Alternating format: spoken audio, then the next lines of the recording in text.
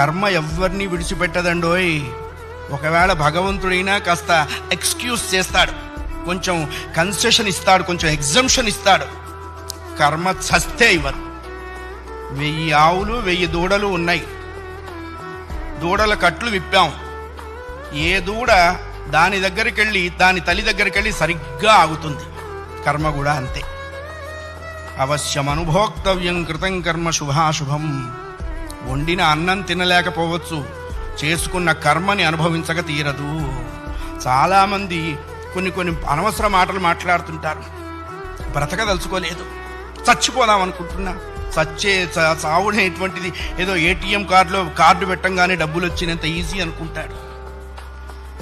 నువ్వు అనుకోంగానే చచ్చిపోతే నువ్వు చేసిన కర్మ అంతా ఎవడు అనుభవిస్తాడు? కర్మానుభవం అనుభవించడం కోసమైనా అది నిన్ను బ్రతికిస్తుంది.